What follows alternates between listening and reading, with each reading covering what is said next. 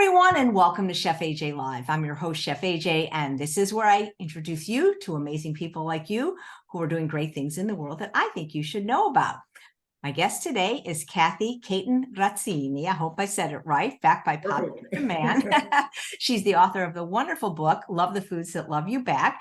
And please welcome her back to the show. It's nice to see you again. You're actually going to be cooking today. Yes, today I'm going to do a demo, and here's my book. I'm going to just put it out of the way so it doesn't get all soggy. So I remember last time you came on, the book came out, but you weren't able to do a demo because your kitchen was being remodeled. Indeed. This is my new kitchen, everybody. It's my pride and joy, and it's been such a delight. My husband, Giordano, did most of the work, and it's got all sorts of bells and whistles, and it's just been exciting to cook in. So, well, it looks beautiful. Yeah, thanks. So I'm happy to cook for y'all today. So I thought, given the kind of summer we're having in so much of the country where people are just baking with under the heat domes and misery, that I would do a refreshing, not heating up your kitchen too much recipe to give some folks relief. And this is great for a light supper. You can, put a couple other things together with it if you want, or it's wonderful party food as it was actually, I call it summer vegetables take a dip, because we're going to be making a tasty, plant-based, super healthy mayonnaise and using it as a dip for all sorts of vegetables, some raw vegetables and some blanched vegetables. And I'll be demonstrating how to blanch these vegetables for you as well, so that you can see how easy it is. And it's a great way to, minimally cook your vegetables and get that crunchy, crisp texture, which is so desirable that restaurants do, but many folks at home don't know how to do.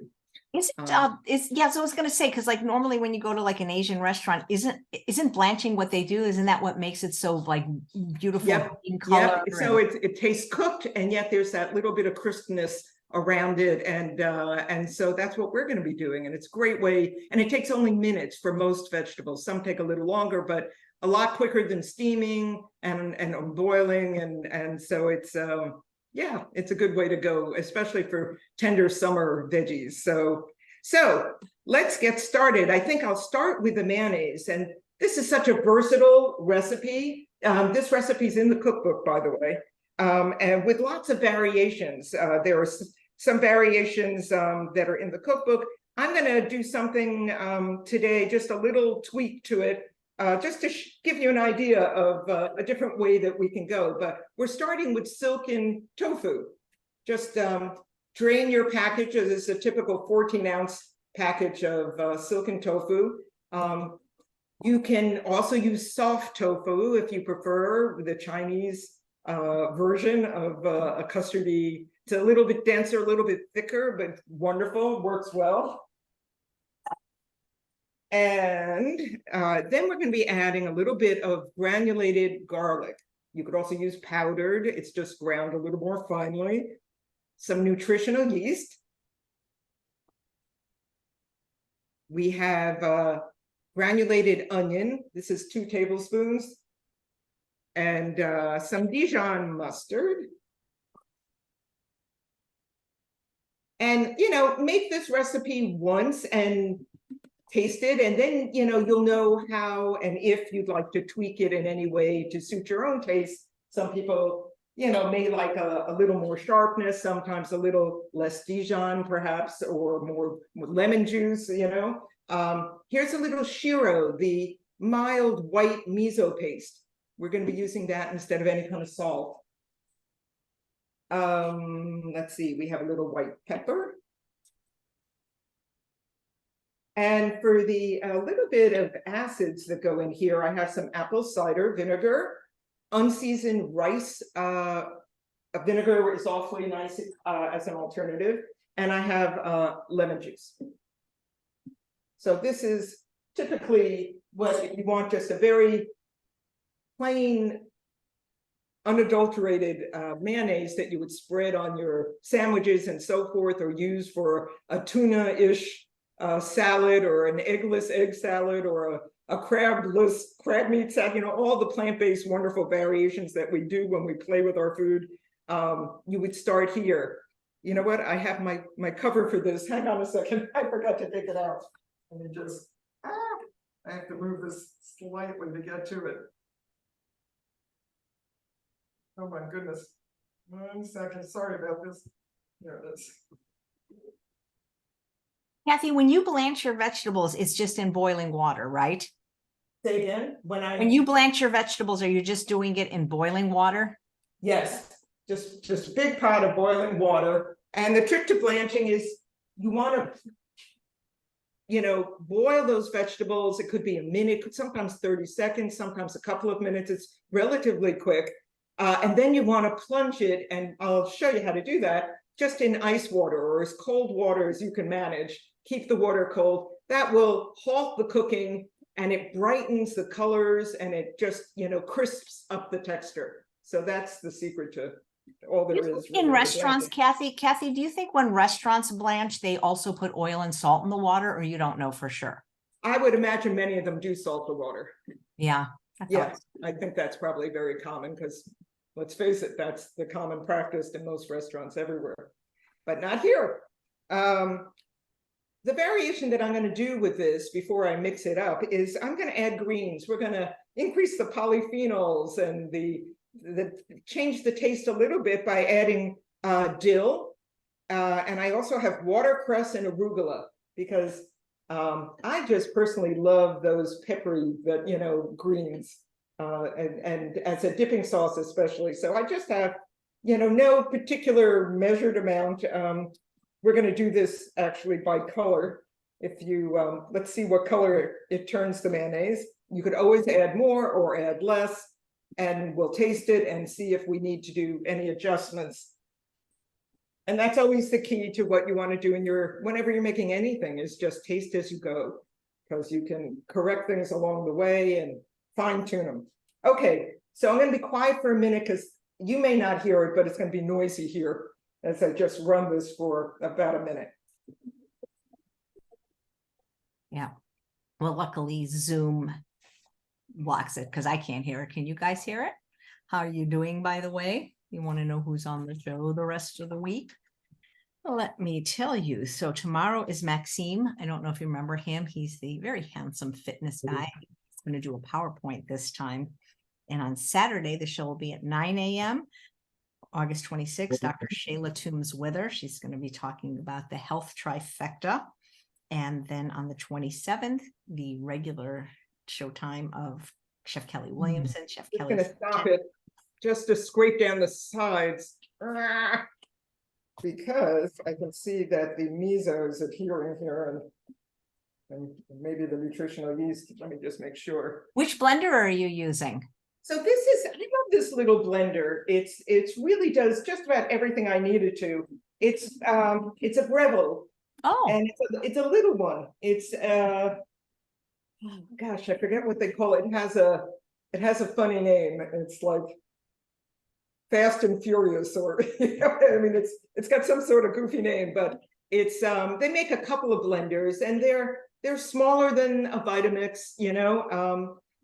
Maybe they actually, this has wonderful settings. It has settings for smoothies and crushing ice and all sorts of things, and several different settings for different chopping all the way to liquefying. So you know, it's been great. It's like one of my favorite little appliances. So I'm going to do this one more, just a couple of more seconds.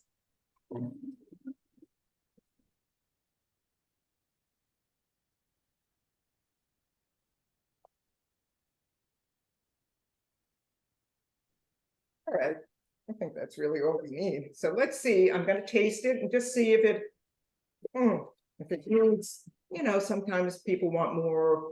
I mean, there's so many variations you can do with this. You can make a tartar sauce. You can make a Russian dressing. You know, you could make a hollandaise sorts of mayonnaise. You lessen the Dijon a little bit and maybe play up a little cayenne, a little more lemon. I mean, just little tweaks, and you can make and serve it warm instead of cold. and you've got sort of a hollandaise.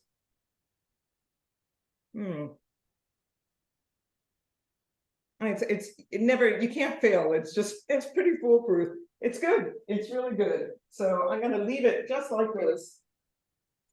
And I'm going to just put it in our serving bowl. And, you know, if I were making this for company or for, you know, just for ourselves, even if I make it in advance, I would keep it in the fridge. It will keep for about 5 days, like most plant-based things. Once the tofu is you've played with it. And it will continue to thicken a little bit in the refrigerator, even though it's got a nice density already right off the blender here. So let's just move this out of the way. Get rid of this machine, and I'm going to turn up my heat. So, and I'll tell you what I thought we'd put together for a platter, which could be our supper. Probably will be our supper tonight, but could be your supper too.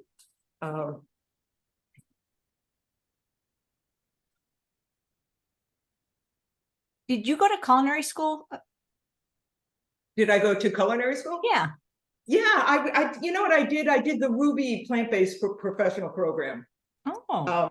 And that helped a lot. That filled in a lot of gaps that I had in my background. I think another wonderful, lucky, just fortuitous experience that I had was my husband is from Florence, Italy, and we met over there and we lived over there for several years. So living in a different country, living in a culinary country like Italy was really a great training ground for just, there's such a culture around food there. It's such a passion and an obsession with families. You know, every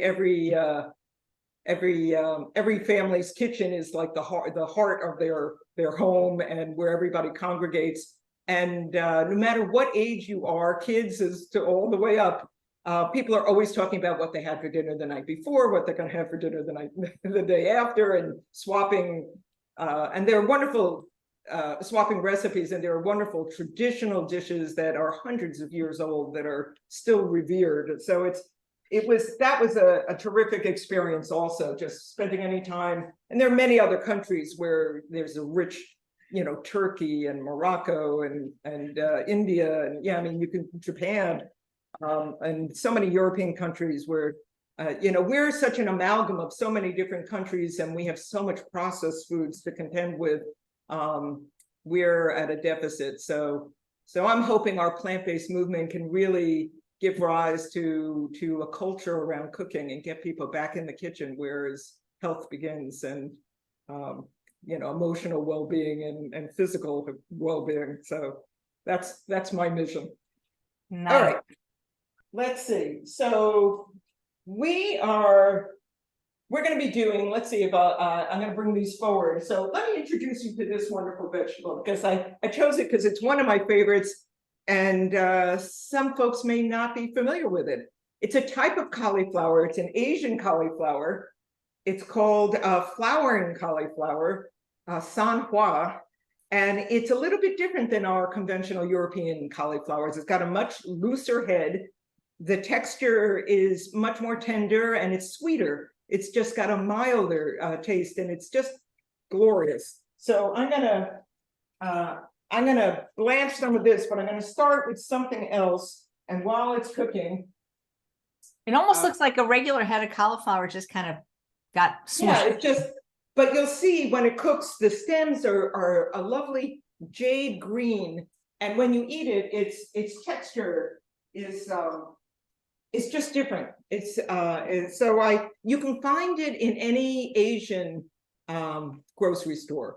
So an East Asian, you know, Japanese, Chinese, Thai, Vietnamese, you know, it depends what kind of ethnicities surround wherever you live. But if you're lucky enough to be near an ethnic market, this is very common, and it's in a lot of countries partake. Okay, I'm going to put in asparagus. We're just going to cook these literally for probably a minute, and then I'm going to try. My handy little egg timer here. It's ancient. as I break this one down, and we're not going to cook all of this for this platter, but I'm going to do some because it's just so much fun to eat. It's great in stir fries, as you can imagine, and platters and salads and what's it called again, Kathy? And you can find it anywhere? You'd find it as Asian cauliflower. And but the formal name is Sanhua, Sanhua.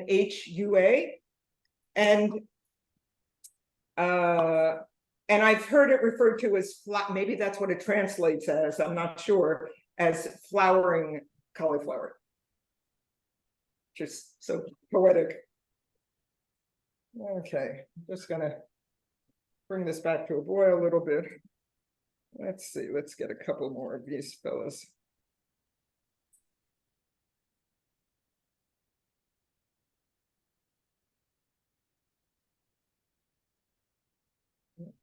What else should I take? These are all big, big, big.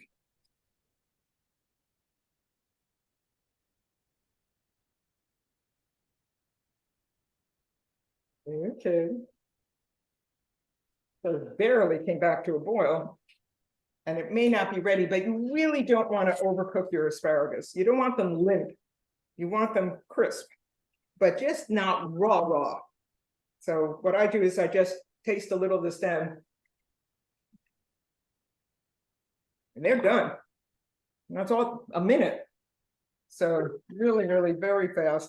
But yeah, it takes a while for that much water to boil, doesn't it? Well, I had started this and I didn't want you to have to wait for the pot to boil, so I had it on a low simmer. But no, 5 minutes maybe. Sometimes I start with hot water if I know I'm just going to be doing this sort of thing, and it doesn't take too long. So I have some ice water here, cold water, and kind of back to a boil. So let me just I'll do these guys now. Just want to, you want to cut your pieces relatively uniformly. And also, they don't have to be exactly bite-sized, but you don't want them, huge hunks. So in they go. And of course, by the time, if you're going to be blanching a lot of vegetables, then your water is really like a pot liquor. At the end of it, it's very colorful, and some nutrients have leached into there, and so you can repurpose it. Use it when you're deglazing a pan, when you're sauteing or stir frying. I mean, you can use a lot of different liquids, but you certainly can use something like the liquid that will be residual in this pot when we're all done. So let's try to repurpose everything we can and waste as little as possible. All right, I'm sorry for turning my back on everybody here. I'm just going to drain this water a little bit. I have one of those things that go in the pot. Those things that go in the pot that have all the holes in it, the insert? That's what I blanch in. You know what I'm talking about? You lift it up and down. Oh yeah, so like a pasta maker, a pasta cooker. Yes, you certainly can do that if you have one of those. That would work beautifully. Okay.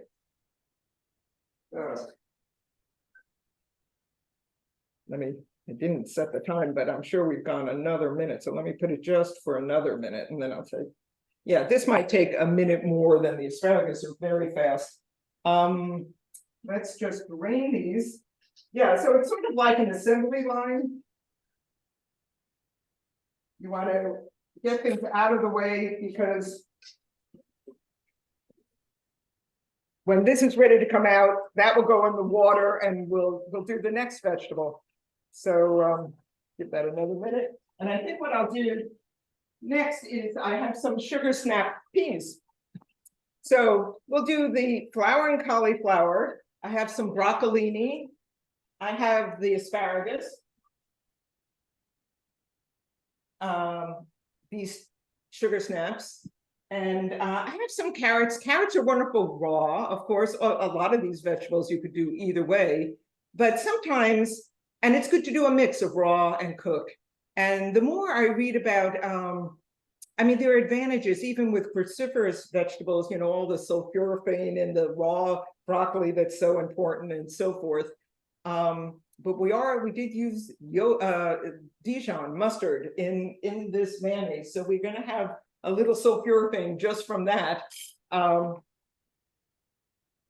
But sometimes a little bit of cooking actually helps the bioavailability of different vegetables. And I think Dr. Greger just came out with a video about cruciferous vegetables. You know, certain, oh, come on, oh my goodness, being more advantageous with cooking. I mean, there were advantages to both different things. One was cancer prevention and the other was longevity or telomere lengthening. These are done. All right. Let's see.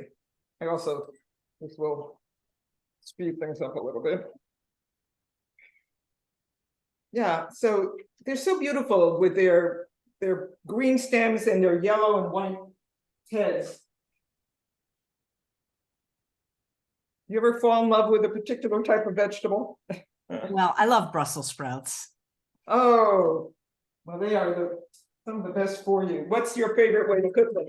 Believe it or not, I even microwave, but here's the thing. I like the baby ones better than the grown-up ones. I don't know if you've had they because any bitterness they have or that weird smell that people complain about in the little tiny ones, they don't. So I love to air fry them and glaze them with balsamic vinegar and Dijon mustard. That sounds really nice. Yeah, but honestly, I love them so much, I'll just microwave them too. I mean, if that's all that's available. But, you know, and I didn't eat them for like the first 50 years of my life because they never were prepared properly. They've changed actually, you know, the vegetable itself has evolved agriculturally. I think it is less intense than it used to be. A little bit, because you're not alone. I think it used to be a much stronger vegetable, and hard for people to, you know, some people to get excited about because it's a bit of an adjustment. What's your favorite vegetable? Well, right now I have to say these guys, just because it's fairly new. See how they the color is a little bit different than a regular cauliflower. It doesn't have a white stem. It has this beautiful green stem, and it's so tender and tasty. It has a slightly different flavor profile. So, you know, I don't always play favorites, and I'm a little fickle. I kind of fall in love with whatever my latest thing is, but I'm enjoying this right now. Let's see. Let me get these out because these fellows, I bet, are done already. Oops. These take no time. I mean, you can eat these raw for sure, but they're actually, I'll give them another little teeny bit. Sometimes these have strings. If they do, you want to de-string them, but these don't seem to. Just give them another 30 seconds or so. Carrots, you can go either way. Of course, we always have raw carrots, and I certainly could. But blanched, I wonder if they'll fit in here. There might be a little, some of these. Maybe I'll leave some of them raw and some of them. I'll do the baby ones. I'll just blanch them because they'll fit in the pot. Okay, let's.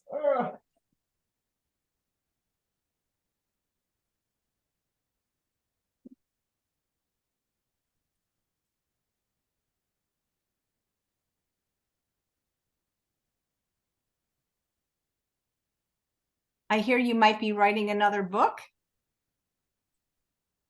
Say again? I hear you might be writing another book. Yes, this is very exciting. Thanks for asking. Yes, I've had there seems to be interest in another cookbook. Instead of Love the Foods That Love You Back, it will have it will be this, you know, very healthy plant-based recipes, of course, with a global focus, with recipes from all over the world, and a lot of easy recipes also, you know, and fun recipes and mocktails and starters and party food. But this book has an environmental focus. So the purpose of this book is to educate people about how dramatically we can lower our individual carbon footprint, and by eating very low on the food chain in this plant-based way. And so it's an educational purpose as well, because because our planet is feverish, it's burning up, and it needs all the help we can give it. And it's one way for people can really have an enormous impact. In fact, it might be the most impactful thing you can do is to change the foods you eat. You know, we used to think it was buying locally, or, you know, what kind of vehicle you drive or not driving, and, you know, all these things matter. But your food is particularly, you know, more and more research is coming out and indicating how absolutely impactful it is. So that will be the focus of it. How long have you been following a plant-based diet, and what was the reason that you adopted one? So this is my 10th anniversary, I guess I can safely Nice. say. And yeah, in 2013, it was a health issue that initially woke us up. Giordano had a health scare. It turned out he had a blockage in one of his arteries, his subclavian artery. It wasn't a coronary artery, but it was, you know, an important artery that feeds the carotids. And he had an enormous blockage of plaque, and he had a surgery that kind of went sideways and was very scary, and he almost didn't survive it. And when we got home, we started searching for anything we could do, because atherosclerosis, which now we knew he had, is a progressive degenerative disease like so many chronic illnesses. And that's when we discovered this whole world of wonderful plant-based physicians who had been working so diligently to educate us all on the impact of our diet. And, you know, we were physically fit, we were vegetarian for 30 years, but we needed to go a lot farther.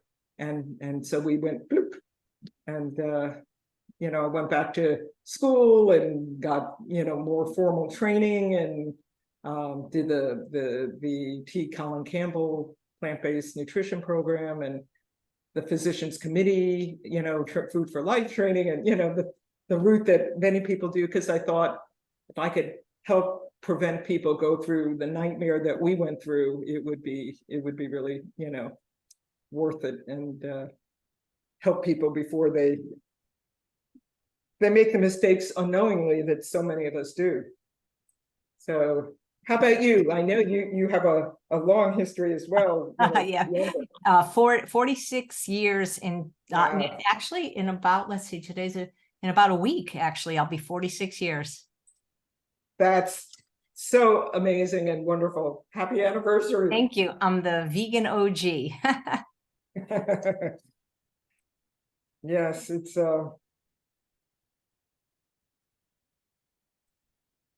been a wonderful journey for us, and we've had so many other niggling little problems, you know, evaporate once, like so many other people did, that we didn't even realize were related to, you know, diet.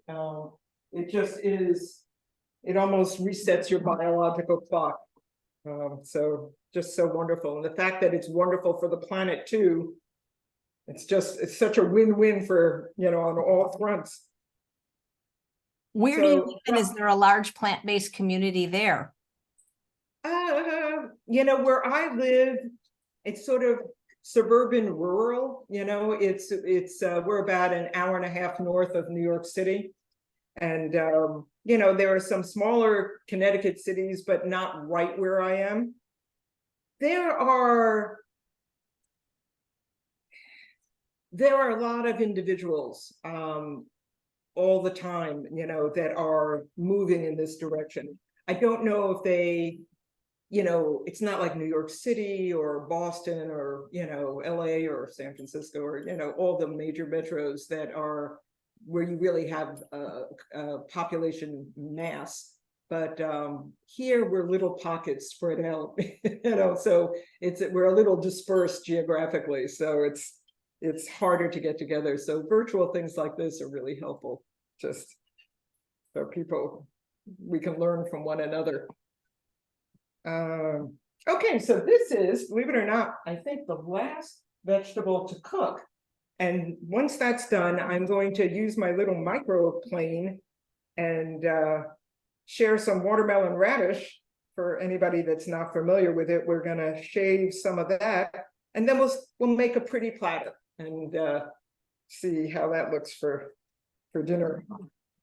Yeah, watermelon radish is so pretty. Yeah, you never know what you're going to get. The one I have looks so. I didn't have a big choice. It's beautiful. It's a big pink radish. Usually they're, you know, got a green exterior. It's called watermelon because it's kind of got a green rind like a watermelon, and then it gets progressively redder on the inside if it's ripe or mature enough. But this one is already pretty ripe, so I am expecting this will look like a purple daikon, only pink, you know, just be colored all the way through. Okay, so let's see. So this is the sort of the consistency of our asparagus. You don't want them so that they're, you know, they're just completely droopy. You want them to have body still, but not be stiff. It's a little in between, you know, a little flexibility. You know what cracks me up is, like, if you go to a restaurant, a serving of asparagus is like 3 spears. I mean, oh, I know. It's just ridiculous. I know. It's really hard to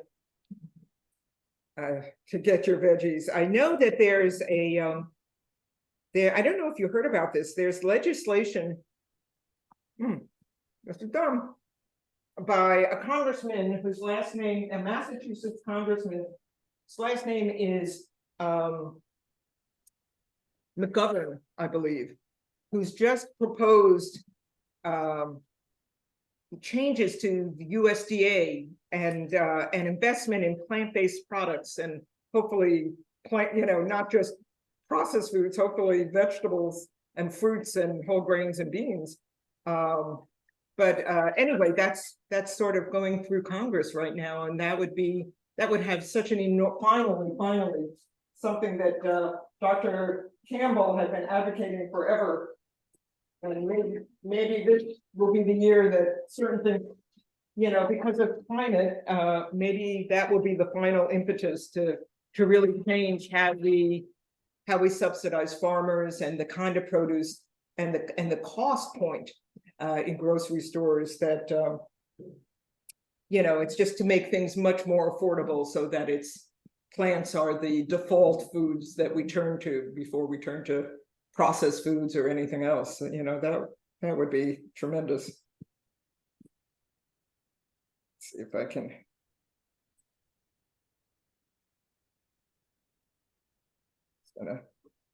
Is there a little?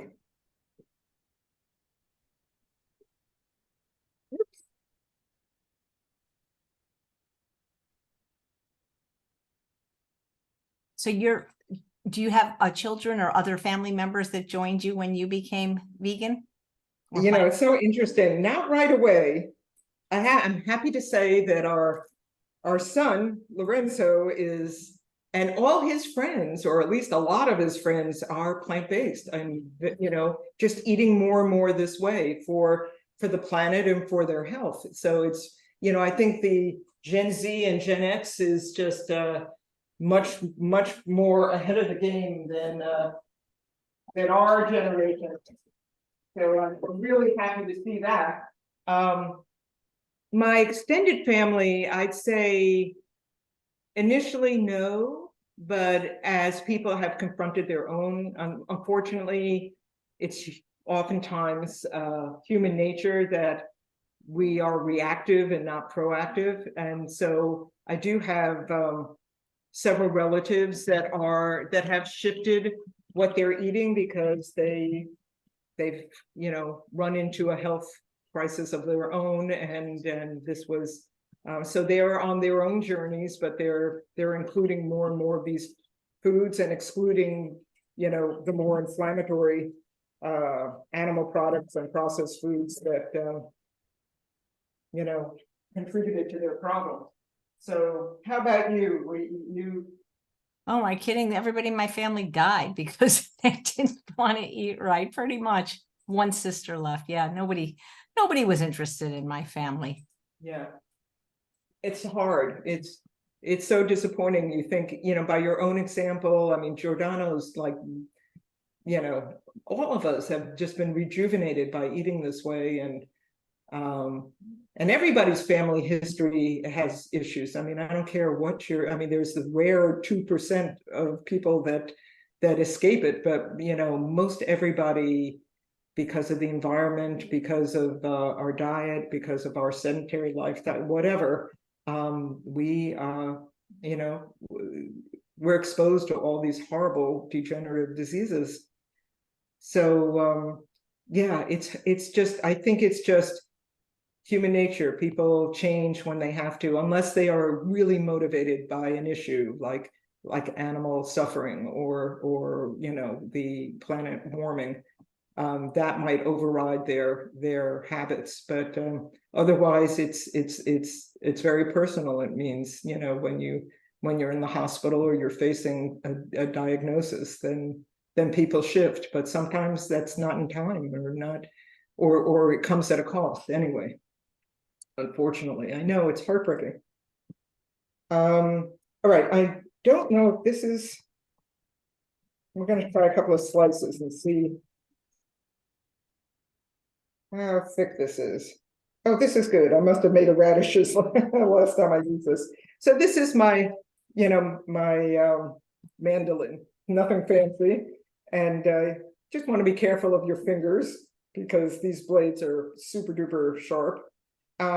But, you know, these radishes are wonderful. This is I can't believe this is a watermelon radish. This must be a daikon.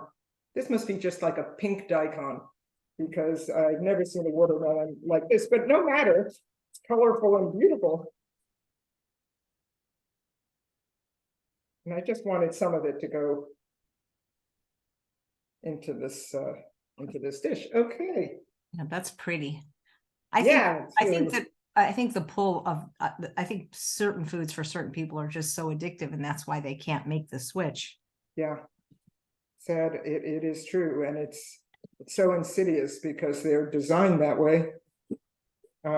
Yeah, I have had clients that were, you know, had dreadful health issues, and sometimes they got on board, and, you know, even in a fairly advanced age, really, you know, went all the way. And then there were other people, younger sometimes, that just couldn't give up their favorite dishes, their fried this or their, you know, I mean, I don't want to get too specific because I don't want to identify anybody, but, you know, they just weren't able or willing to make that. It's not even a sacrifice, because once you really clean up your diet, you start feeling so much better. You know, as you know, the older foods just lose their appeal. I mean, they don't make you feel good if you do eat them, and you know, so it's not even a difficult choice to make. It's just the transition takes a little bit of time to habituate, you know, your palate to habituate, and then I think it's also a matter of personality. Some personalities just have a very hard time doing anything different than their peers, you know, and they don't want to be the first one to do this or that or be different. And that's, yeah, sometimes that's a challenge too. All right, let's see what we have. So here are some of my raw vegetables that we're going to be just doing. I have some lovely radicchio. So I'm just such a fan of these interesting vegetables that, you know, are a little peppery, a little exciting. If you've never had radicchio, it's lovely. At least I like it. So I'm just going to put some of that down on the bottom. It's fun to stuff things in radicchio and endive.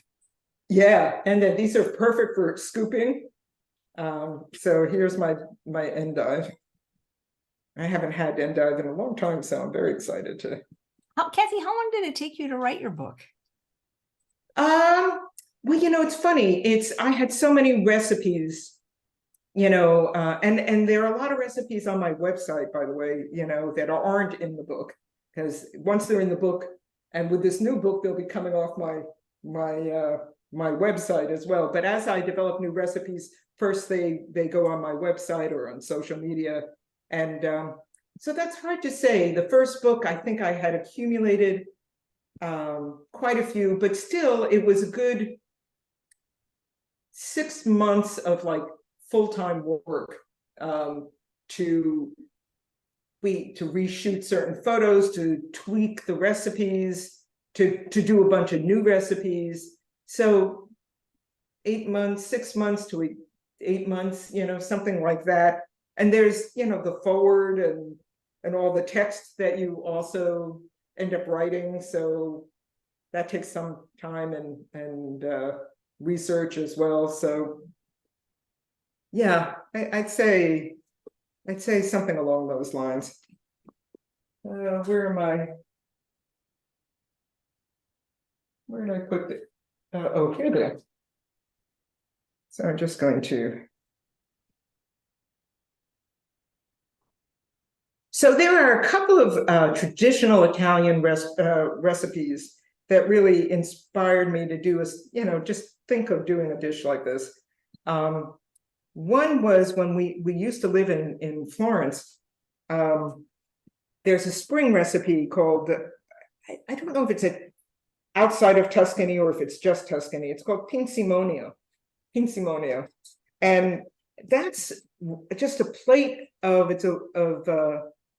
it's like a primo piatto, an appetizer, a first course, with a whole array of spring and early summer vegetables. They have these beautiful artichokes that maybe in California you have, because artichokes grow wild in California, I know. But I have now, where we are, you certainly can't find them. They're called violetti, and they don't have the globe structure. They're narrow and tall, like a little cypress tree. They come to a point, and they're elongated, and they're very tiny, and they're very tender. And so those would go onto a platter like this. The dip would not be a healthy mayonnaise like this one. The dip there traditionally is a good quality olive oil that's very peppery and with added salt and peppers. So nothing we really want to be doing now, but they did certainly eat a lot of vegetables with pinzimonio.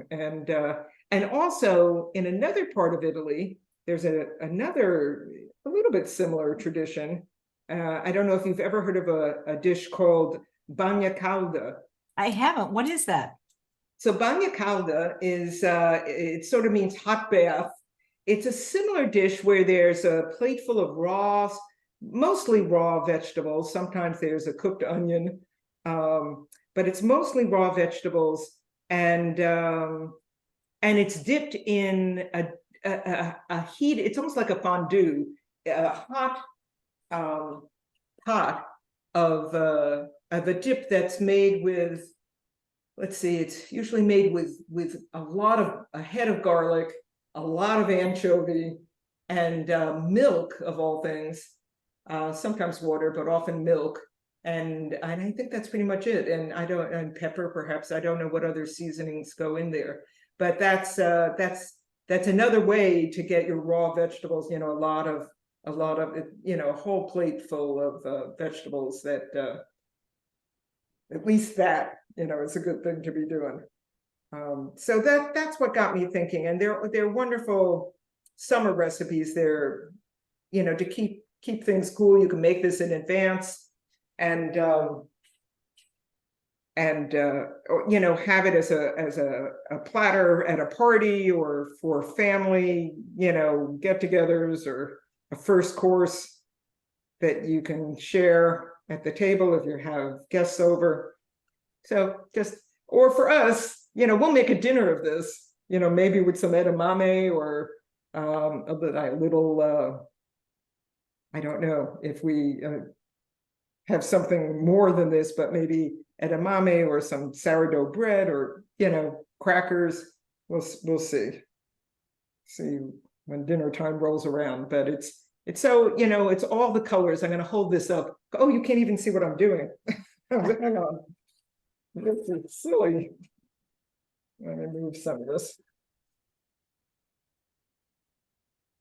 I didn't realize it was out of the screen. Wow, that is beautiful. Where did you learn to style food like that? Oh, it's just, it's just working with color. And so I have so many other things that I'd like to add. I have these adorable baby cukes that I happen to see.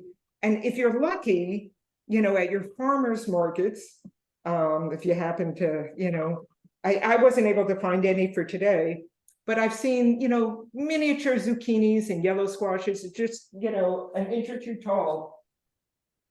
And they would be lovely in this dish. And it wouldn't be classic without some finocchio, some fennel, which Have is. you ever grilled fennel, Kathy? It's so good, grilled or air fried.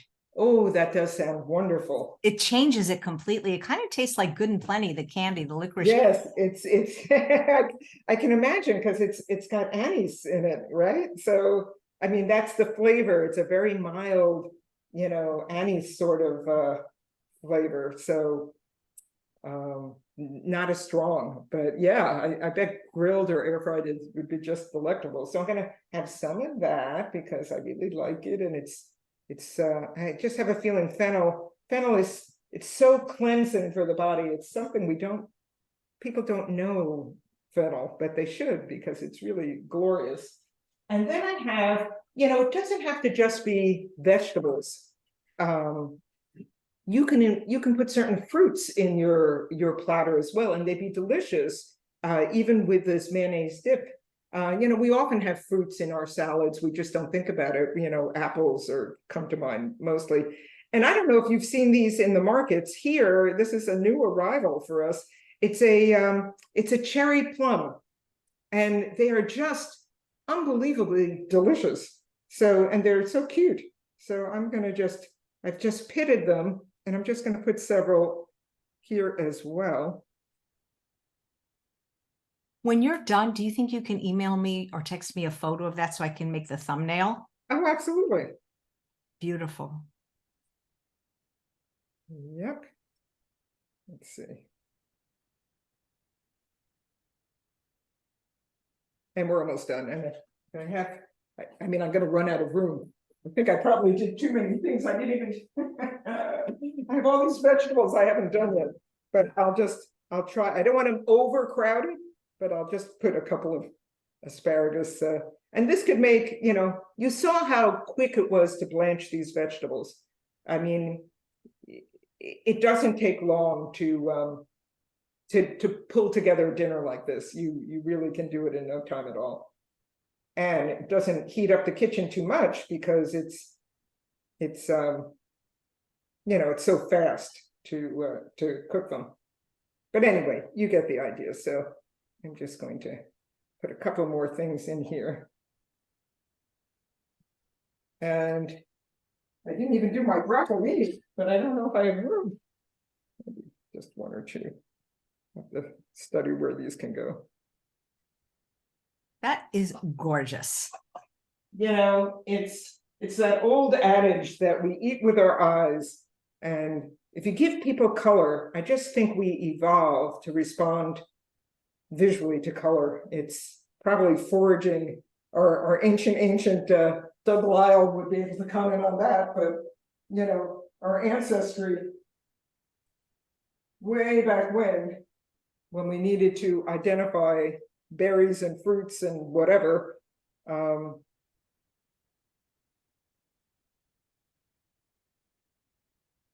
yeah, that's pretty much it.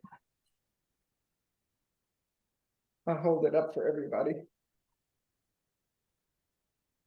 I even have, hang on, one more thing. It's amazing you didn't get one spot on your beautiful white chef coat. That doesn't always happen. I have these beautiful potatoes. I love the purpley ones because their color is so unique. Look at the color, the inside of these.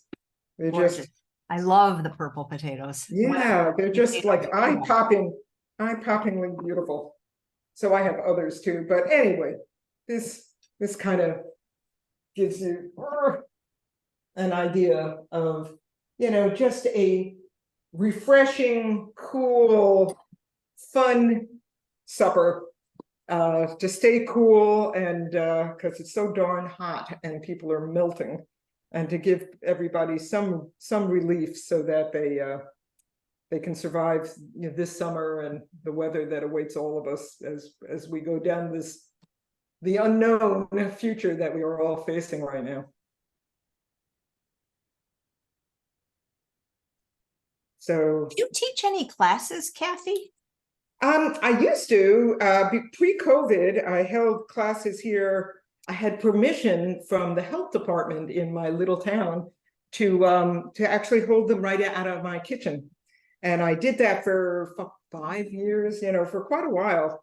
I did some personal chefing as well. And I also will travel with people having have a group that they want an educational experience and a tasting.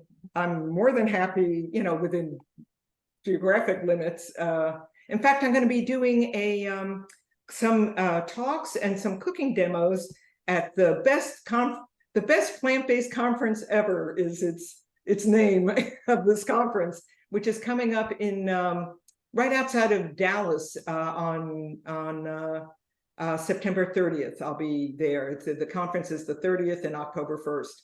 And there'll be a number of people there, and I'll be doing some cooking, and hopefully everybody will be eating at this fun in Richardson, Texas. I was invited to that, but I'm going to be at True North at that time. Okay. Yeah. We'll miss you. Aww. I would love to learn just the styling of the food, the way you do it. This is, it's, I think when you take your own photographs, my husband Giordano does the photography and I do the food styling, and we play with food a lot. If you have any kind of, you develop a sense of color and composition, and that's all you really need for designing your dishes. Is even an art class, if you have no background in any of that and you want to present your foods in an attractive way, just learning a little bit about color theory. I mean, nothing technical, nothing highly trained, just a little bit of exposure so you understand composition and negative space, and how to balance things so that it draws people in and looks not cluttered but looks attractive, and what colors go with each other or complement or contrast, and how that can play off each other. I think that's all it really takes, and that would be fun to do too. Who doesn't like an art class? I love art and arts and crafts, all that kind of stuff. Yeah, me too. That's my favorite. And if people for whatever reason wanted a different dip, they could still do this idea that you have. Absolutely. Just, raw and cooked vegetables, mix it up. It can be seasonal, just imagine in the fall, when you have, we have many things year round, but when things are the sweetest, when you have your cabbages, which are super sweet, and beets are super sweet, and, things when the first frost comes in, if you get a frost where you are, and with the fall fruits, you can do fruits and vegetables and platters. And again, there's so many variations with dressings that you can do using tofu, silken or soft tofu as a base, or your homemade yogurts as a base. It works beautifully as well, just a little bit different. And you can make them spicy, or you can make them, ethnically oriented. You could do an Indian-inspired one or a Mexican-inspired one, depending on what you're serving. You can tweak it to your occasion if there's a holiday that you're cooking for. So it's never boring, there's always beautiful foods out there to play with. And and so good for us too. What do you eat for lunch, breakfast, dinner every day, Cathy? It's not that exciting, I have to. That's okay. We still want to know. Well, I don't always have, I'm not hungry in the morning. But some, and I'm, like many people, I'm trying to, do sort of I guess it's not really, time restricted eating so that we have our suppers early if we don't have social things going on. And we have our breakfast, if we have breakfast, late, just to open that window of time, which is so good for autophagy and, just longevity issues. But if I do have breakfast, I often just have fruit with flaxseed. I'll have frozen, defrosted or microwave frozen blueberries and strawberries, sometimes frozen cherries, with a little mixture of a couple of seasonings. I'll get my, it's a real hodgepodge of nutritional things. With flaxseed, that's how I get my daily omega-3s, and I just do a little mix, and maybe with a baby banana, because that's a lot of food. And it's so filling. That certainly fills me up till lunchtime. Lunchtime is often classically just something with beans and greens. That's so simple. And that's Giordano's favorite. He doesn't even want chili or anything, cooked and developed, just different varieties of beans, and we mix it up all the time. And any kind of leafy green that, kales and collards and broccoli rabe and whatever, just chard, or, but it's mostly, the long leafy greens, lacinato kale or something. And then, I might have green tea in the afternoon. My favorite green tea is I don't know if you know it, I've tasted it and I never could find it because I didn't know the name of it. And finally I discovered it in a restaurant and they could identify it. And it's called genmaicha or genmaicha, Genmaicha perhaps, or I'm not sure if that second I is there, but it's a mixture of green tea and roasted or toasted brown rice. And so it's got this very unique toasty aroma. Anyway, it's my favorite at the moment, green tea. I often have decaf in the morning. So I should say that, decaf coffee, but just a cup really. And we might have a little espresso decaf that Giordano makes beautifully in our little espresso maker after lunch. And then our dinners are usually something I'm cooking because I'm experimenting and, testing something. And so that's where I tend to get creative, is at dinner time, or if I have a party or event to do something for. What do you like better, cooking or baking? Or you like savory dishes or dessert better? Oh, I don't have a huge sweet tooth. If I ever did, I certainly don't anymore. But I love baking sourdough bread. So my 100% whole wheat sourdough is, we don't do it all that often. We used to, it's kind of unbelievable. If you knew Tuscan culture, bread is like every Italian, especially from that part of Italy. But we've sort of don't do that anymore, and don't really desire it. But we make a little sourdough boule every couple of weeks. And that's fun to do. And I love to do, experiment with whole grains and fruits, for desserts. If I do desserts, but I don't do a ton of them, usually for special occasions. So I'd say I'm more cooking than baking, but I enjoy both. It's just, I just don't desire that many sweets. Well, that's probably a good thing, right? Yeah, I guess so. Would people be able to get that recipe, or is it only in the book of the dip you made? This dip is actually with the greens. It's nowhere. I haven't really done it. I might put this dish out on, and people will find it on my website eventually. Maybe it will go in the new book. The classic mayonnaise, I really shouldn't share. It is in the cookbook. And if people want to follow you, are you on any social media sites? I'm sure you're going to give me everything I can put below the video in what's called the show notes. It's cathyskitchen.com, www, no apostrophe. That's my Instagram handle, I guess you'd say. People can find me on Facebook, and my website. People can sign up every month. I put out a little newsletter with my latest recipes and anything news and exciting in the nutritional or environmental space that I think people should know about. Great. Well, thank you. It's really fun watching you prepare food. You make it look so easy. Oh, well, thank you. You're kind. But I hope people try it. I hope they enjoy it. And I hope people can stay cool and enjoy their summers. Great. Thank you so much, Cathy. Ciao. Ciao. And thanks all of you for watching another episode of Chef AJ Live. Please come back tomorrow for another great show. Take care, everyone.